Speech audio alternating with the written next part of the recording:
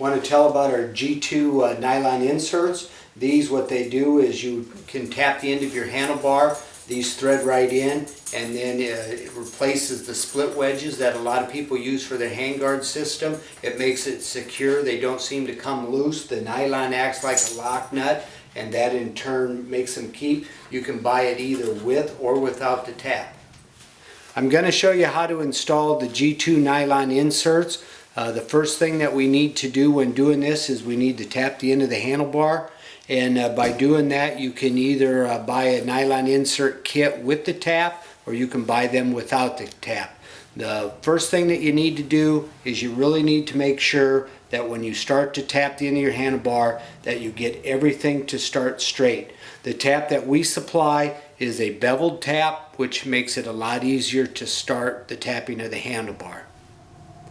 When you start to tap your handlebar, you just need to sight it and just make sure that it's starting straight. That's the very key first off. So once we get it started and we feel that we're straight in line, horizontal and vertical, you start to tap. You turn her in a few turns. It'll start getting harder and harder as you turn. After you get a few turns in, don't be afraid to back the tap back out to let the chips come out. You can either use compressed air or blow into the end of the handlebar to keep the chips free of the surface that you're tapping. And then just keep working it in, working her in. And it will get harder. Some handlebars are harder than others. So you just need to work it slow. Keep backing it out.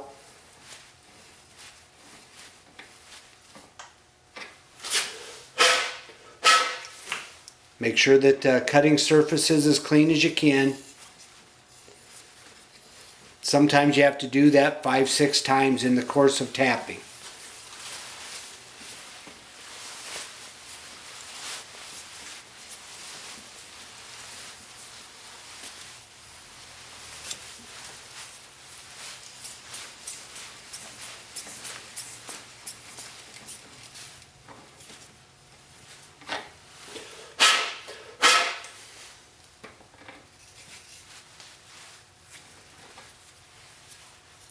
Make sure your tap stays as clean as you can.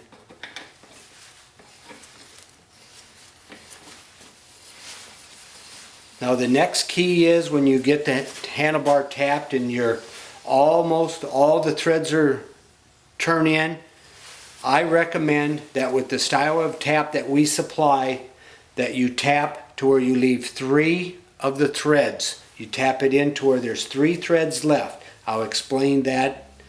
So I have 3 threads left, so I believe that I'm deep enough tapped.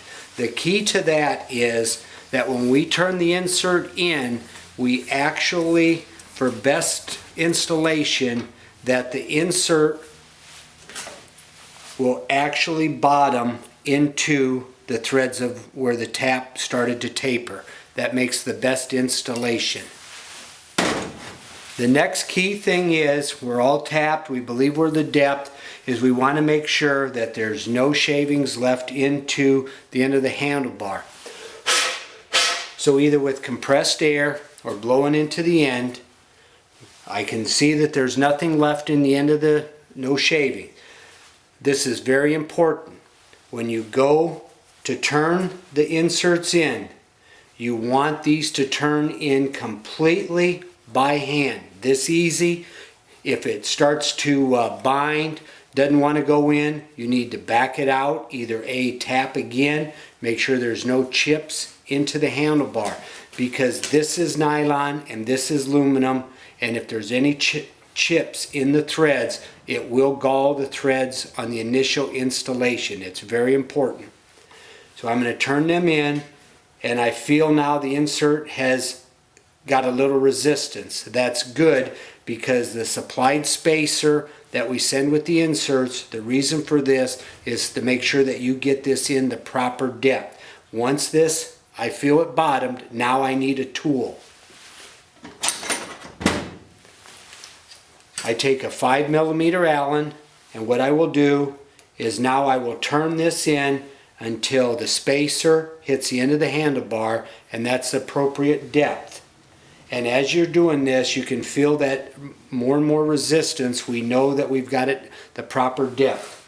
What I suggest now, by holding the 5mm, you take a 12mm wrench and you actually tighten this 12mm nut. What this does, it stretches the threads of the insert just enough that it seats it properly in the handlebar, and it doesn't want to walk out on you when you go to disassemble the bolt. And then so we back the 12mm off,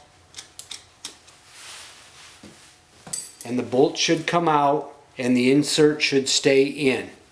If for any reason, because of the different materials, handlebars, different amount of taps, if for any reason the insert would start to come out when you're threading the bolt out, what I recommend you do is just thread the bolt back in, because the insert will not go in any further because it's hitting resistance going in.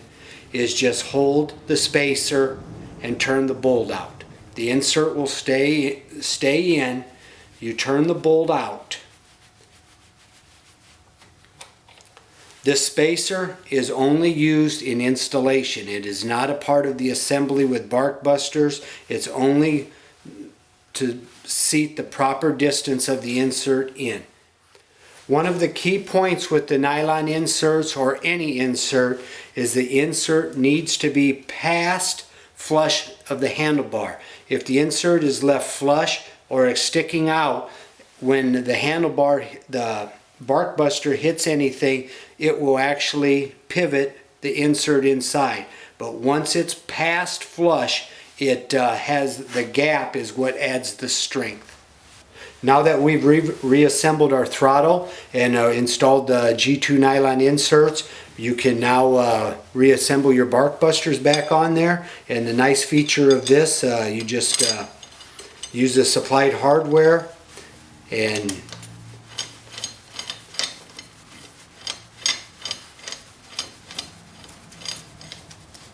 you do not have to be afraid of torquing it down.